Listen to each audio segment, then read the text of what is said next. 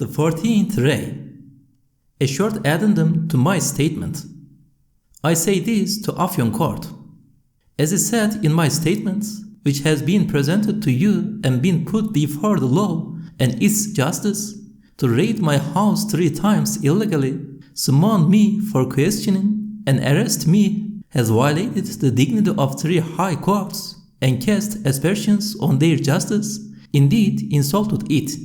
For 3 courts and 3 committees of experts have scrutinized closely over 2 years my books and letters of 20 years, and both we have been acquitted and our books and letters returned. Moreover, living in complete seclusion under the most rigorous surveillance for 3 years after having been acquitted, I was able to write only 1 harmless letter a week to some of my friends. It was as though all my relations with the world had been cut, for although I had been given my freedom, I could not return to my native region. It tramples the honor of those 3 courts to bring up the same question again now, as though completely disregarding their just decisions. I make a plea to your court to preserve the honor of those courts which acted justly towards me. You should find some matter with which to blame me other than the Risale-i Nur, organizing a political society, founding a Sufi order, and the possibility of breaching security and disturbing public order, for they constitute the same case. I have many faults. I have decided to help you concerning my blameworthiness, for I have suffered far more outside prison than inside it. I would find more comfort now in either the grave or prison. Truly, I am fed up with life. Enough now of these 20 years of torment in solitary confinement, intolerable surveillance, and humiliation. It will provoke divine wrath. It will put this country to shame.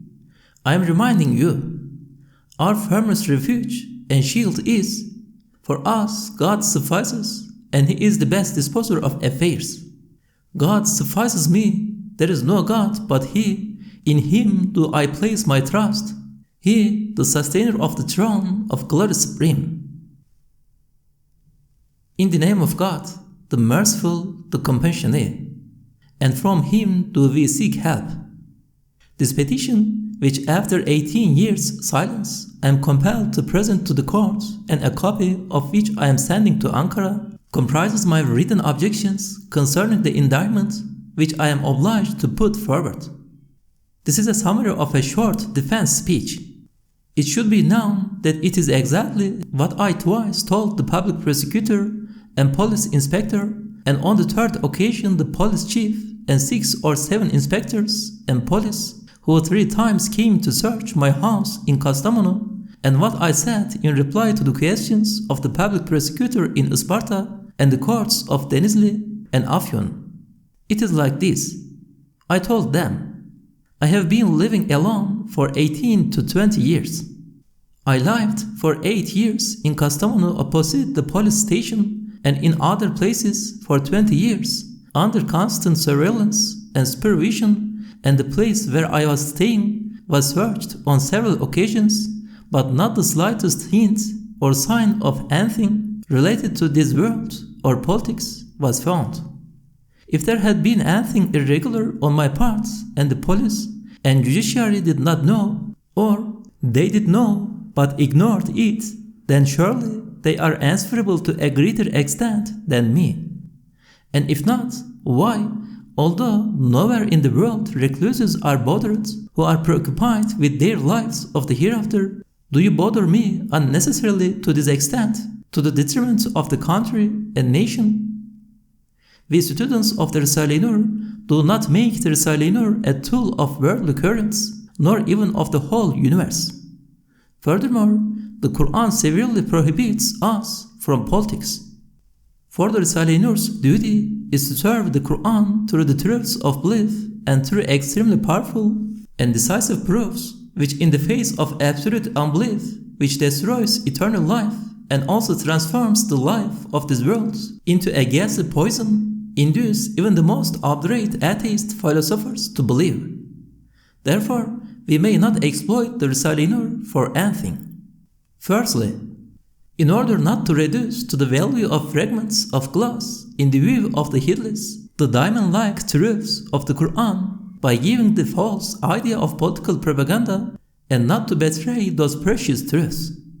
Secondly, compassion, truth, and right, and conscience, the fundamental way of the Risale-i Nur, severely prohibit us from politics and from interfering in government. For dependence on one or two irreligious people fallen into absolute unbelief and deserving of slaps and calamities are 7 or 8 innocents, children, the sick, and the elderly. If slaps and calamities are visited on the one or two, those unfortunates suffer also. Therefore, since the result is doubtful, we have been severely prohibited from interfering in the life of society by way of politics to the harm of governments and public order. Thirdly, 5 principles are necessary, essential, at this strange time in order to save the social life of this country and nation from anarchy, respect, compassion, refraining from what is prohibited, haram, security, the giving up of lawlessness, and being obedient to authority. The evidence that when the Risale-i Nur looks to the life of society, it establishes and strengthens these 5 principles in a powerful and sacred fashion and preserves the foundation stone of public order is that over the last 20 years, it has made 100,000 people into harmless, beneficial members of this nation and country. The provinces of Sparta and Kastamonu testify to this. This means that knowingly or unknowingly, the great majority of those who try to hamper the Risale-i Nur are betraying the country and nation and dominance of Islam on account of anarchy. The great good and benefit for this country of the 130 treatises of the Risale-i Nur cannot be refuted by the imaginary harms of 2 or 3 of its parts, which are fancied to be harmful in the superficial view of the deluded heedless. Anyone who refutes the former with the latter is an exceedingly unfair and tyrannical. As for my own unimportant personal faults, I am unwillingly obliged to say this. I am someone who has lived alone and in solitude in an exile resembling solitary confinement.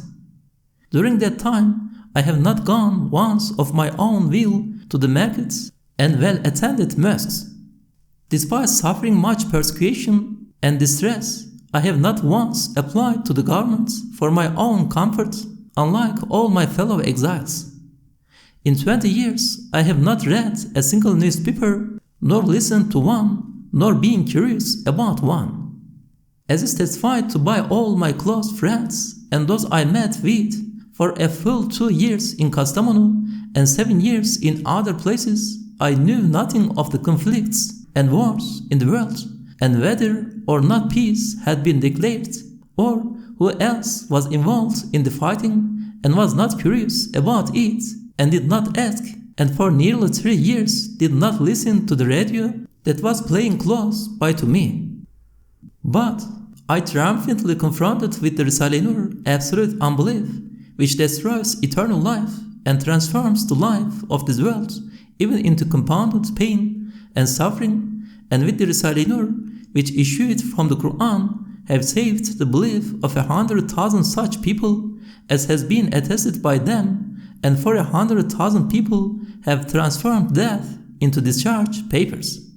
Is there any law demanding that such a person is harassed to this degree and made to despair, and by making him weep to make hundreds of thousands of those innocent brothers of his weep too? What advantage does it offer? Is it not unprecedented tyranny in the name of justice? Is it not an unprecedented miscarriage of justice on account of the law? If you accuse me like some of the officials who searched my house, saying, "You and 1 or 2 of your treatises oppose the regime and our principles," the answer, firstly, these new principles of yours have absolutely no right to enter the retreats of recluses. Secondly, to reject something is one thing, not to accept it wholeheartedly is something else, and not to act in accordance with it is something quite else. Those in authority look to the hands, not to the heart. All governments have vehement opponents who do not interfere in governments and public order. In fact, the Christians who were under the Caliph Umar's, may God be pleased with him, rule were not interfered with, although they rejected the law of the Sharia and the Qur'an. According to the principles of freedom of thought and conscience, so long as they do not upset the government, if some of the Risale-i Nur students do not accept the regime and your principles on scholarly grounds and act in opposition to them, and even if they are inimical to the regime's chief, they may not be touched legally. As for the treatises, I said they were confidential and prevented their publication. In fact, in regard to the treatise that was the cause of this affair, only once or twice in 8 years in Kastamonu did someone bring me a copy. The same day, I put it away somewhere. Now, you are forcibly publicizing it, and it has become famous. It is well known that if there is some fault in a letter, only the faulty words are censored and the rest are permitted.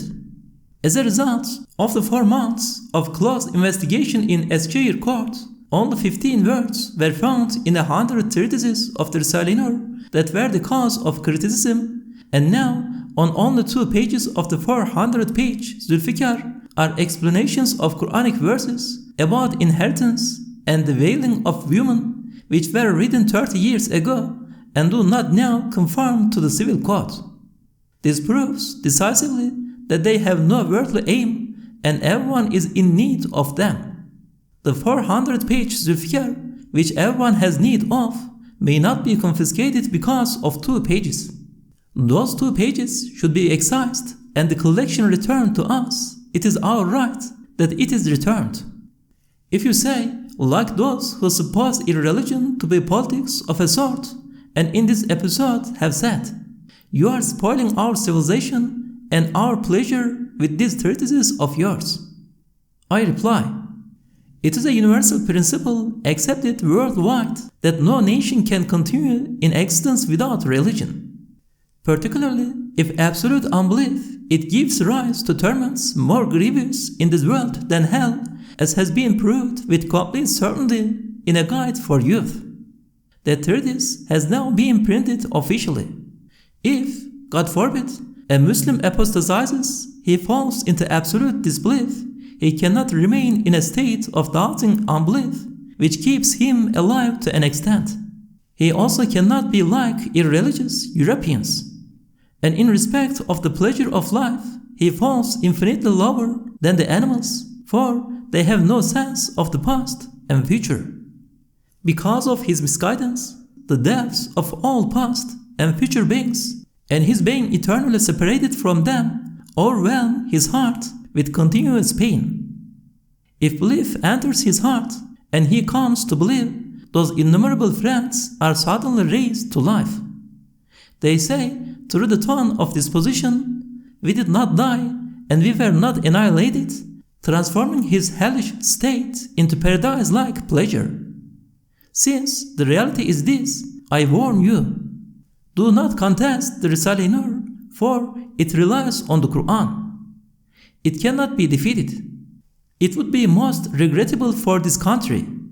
Note: the severe earthquakes which occurred the 4 times the Risale-i Nur was contested proved that it would be most regrettable for this country. It would go somewhere else and illuminate there. Also, if I had heads to the number of the hairs on it, and every day one was cut off, I would not bow this head, which is devoted to the Qur'an, to atheism and absolute disbelief. I would not and could not give up this service of belief and the Risale-i Nur. Certainly, any faults in the statements of someone who has been a recluse for 20 years will be disregarded. He is defending the Risale-i Nur, so it cannot be said he deviated from the subject. Eskişehir court found nothing after studying its 100 treatises, both confidential and otherwise, for 4 months, apart from 1 or 2 points touching on a subject necessitating a light penalty, and it gave 6 months sentences to 15 people out of 120. I served the sentence as well. And since a few years ago, all the parts of the Risale-i Nur came into the hands of the Sparta authorities, who after studying them for several months, returned them to their owners. And since, after serving that sentence, nothing was found to concern the police and judiciary during my 8 years in Kastamonu, despite the minute searches, and since, during the last search in Kastamonu, some of my treatises came to light in a condition they could never have been published, having been hidden under piles of firewood several years previously, as was verified by the group of police. And since, although the Kastamonu police chief and judiciary gave their certain word to return those harmless books of mine that had been hidden, I was moved on without receiving those trusts, since on the second day the order suddenly came from Sparta for my arrest, and since the courts of Denizli and Ankara acquitted us and returned all my treatises, certainly and without doubt, as a consequence of the above 6 facts, it is demanded by their positions that Afyon Court and its public prosecutor take into consideration this very important right of mine, as did Denizli Court and public prosecutor. I am hopeful that the public prosecutor who defends the rights of the people will also defend my personal rights, which due to my relation with the Risale-i Nur are like important public rights, and I await this from him. The new site has for 22 years withdrawn from social life and does not know the present laws and how defenses should be carried out, and is presenting to this new court the irrefutable 100-page defense he presented to Eskişehir and Denizli courts. He paid the penalty for his errors up to that time, and after that in Kastamonu and Emirdağ lived in a sort of solitary confinement under constant surveillance. He is therefore now falling silent and leaving it to the old Said to speak. And the old Said says this: since the new Said has turned away from the world, he does not speak with the worldly unless absolutely compelled to defend himself and considers it unnecessary. But numerous innocent artisans and tradesmen being arrested in this affair due to some slight connection with me aroused my extreme sympathy, since at this busy time they have been unable to earn livelihoods for their families. It upset me deeply.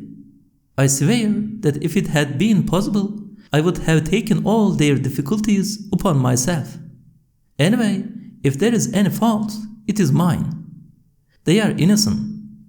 Because of this grievous situation, I say, despite the new Said's silence, since the wretched new Said answered the hundreds of unnecessary questions of the public prosecutors of Sparta, Denizli, and Afyon, it is my right to ask of the present Minister of Justice, with the intention of defending my rights, the 3 questions I asked the Minister of Home Affairs and chiefly Kaya Şükrü 13 years ago.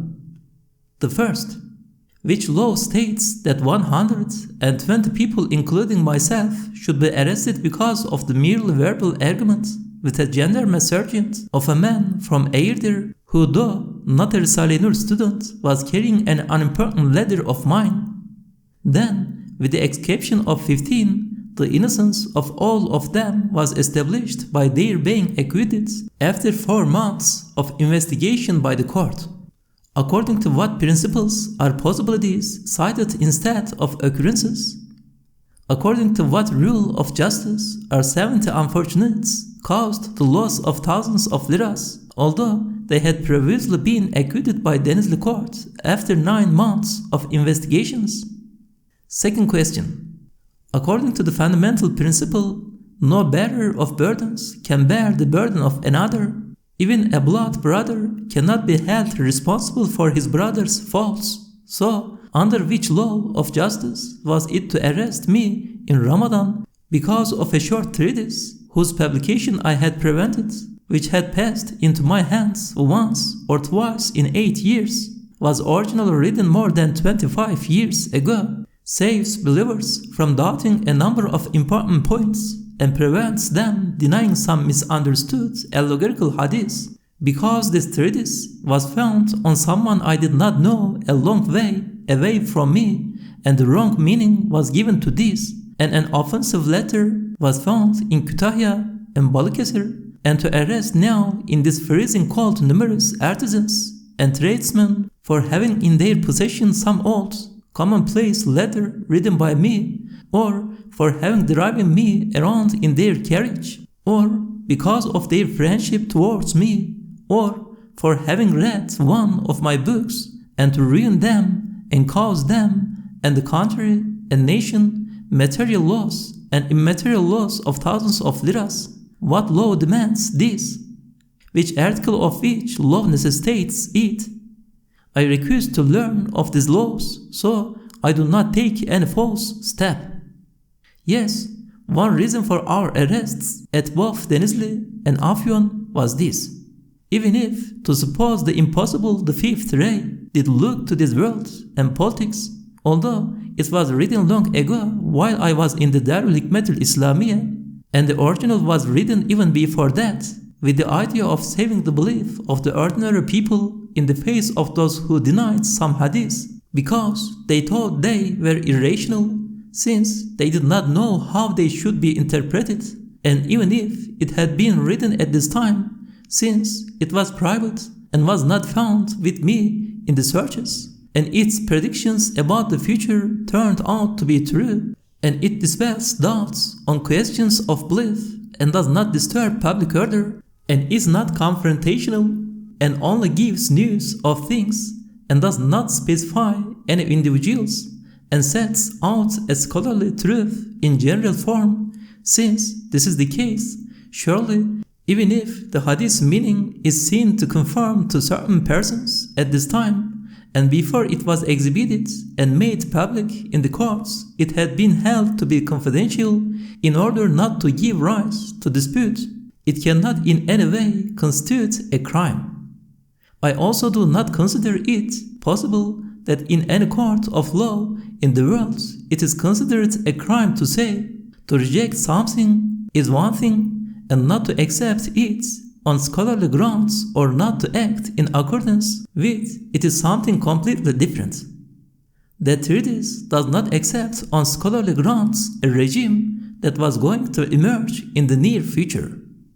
In short, the Risale-i Nur has for 30 years killed at the root absolute disbelief, which destroys eternal life, turns the life of this world into a ghastly poison, spoiling all its pleasures. It has successfully killed the atheistic ideas of the naturalists, has proved brilliantly with wonderful arguments the principles that will bring happiness to this nation in both this life and the next, and is based on the Qur'an's reality from the divine throne.